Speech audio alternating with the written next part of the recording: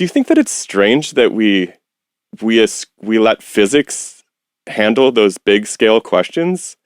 Is that a potentially erroneous approach in the first place? Because we don't try to explain behavioral issues on Earth necessarily with physics. I mean, you can always underpin it with physics, but that's not necessarily where the explanation is going to be derived from. Yeah. Yeah, I wonder if that's going to be a paradigm shift in the future.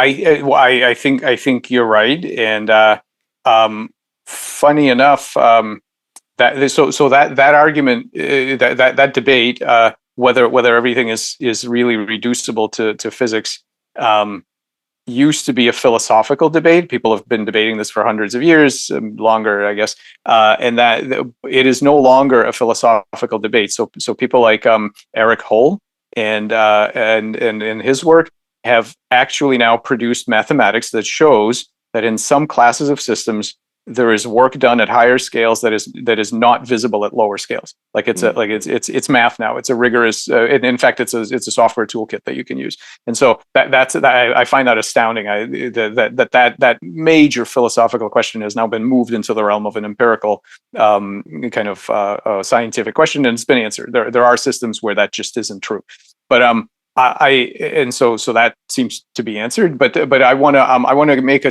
kind of an example where I think which I think is important of what you just said.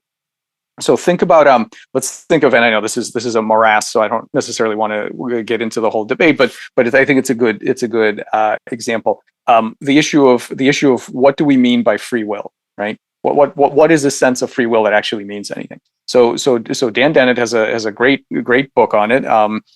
In which he makes the following point, that, look, in science, we only know of two kinds of ways that events happen. Number one, some other event inexorably causes it. So this is the sort of physics, this thing causes that thing. Or there's this class of events that are fundamentally acausal, which are quantum, tunneling and decay and things like that, where there's literally nothing that caused it. That's it. So there's randomness, and there's inexorability. That's it. And so the argument is, well, given those two things, our notion of free will would be meaningless because there are no other options. Those are your options, right? That's his dissection of this thing. And so the interesting thing is that if you insist on zooming down to the microscopic scale, that analysis works. That is what physics knows about is strict deterministic causation and randomness. That's it.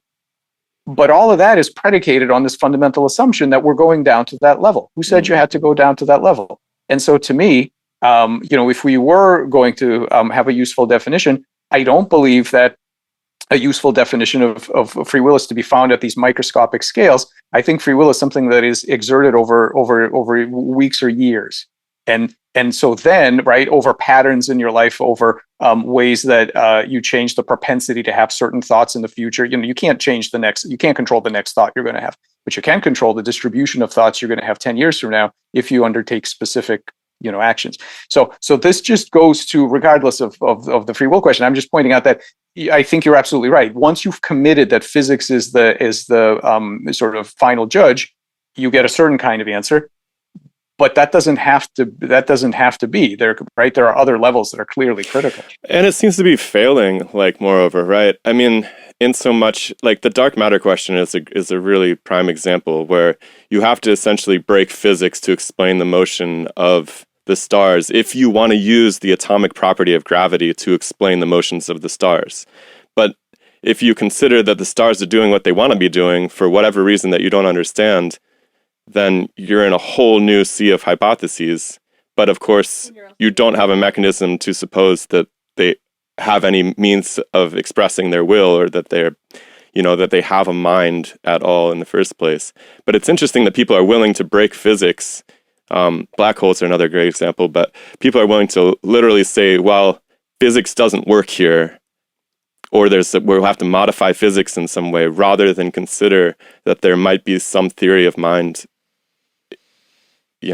occurring, essentially. Yeah.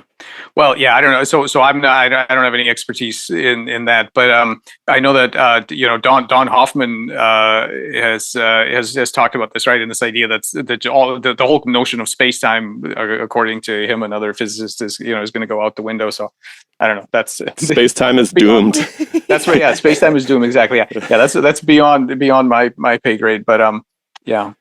I mean, I think that the thing that you said about free will as being something that is practiced over the course of weeks or months or years is really on the nose, because I think about it a lot in terms of, okay, so you cannot laterally evolve one species of bacteria to be a different species of bacteria.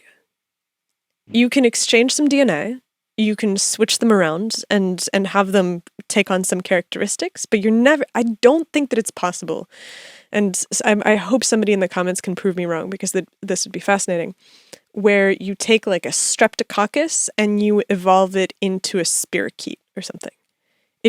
I don't think that's doable. However, the streptococcus can, over the course of many, many generations that are far longer on a time scale than we're observing it, could probably take the actions that would evolve it into something that was spirochete-like.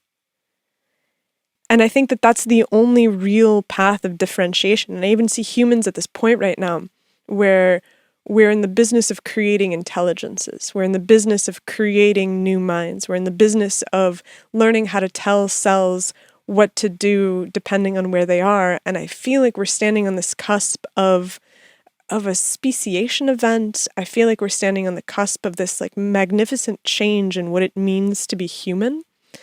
And we take these steps down that path on a regular basis. Like sometimes I wake up and I realize that I have spent 8 hours staring at a screen or listening to something, right? I've got a podcast, I've got music, I've got something that's on my phone, I've got the computer, and at the end of the day, I look up and I'm like, wow, I have been inside of this box all day.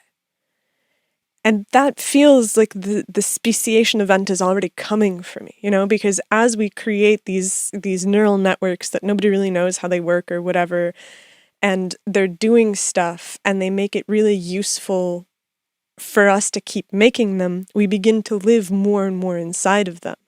And what we do is we create this synthesis of man and machine intelligence that will happen because that's what we want. Like that's our free will pushing us towards it. And yet there will also be people whose free will push them in the other direction. And you give it 30 generations and you will have the functional equivalent of Homo sapiens and Cro-Magnon or whatever. Yeah.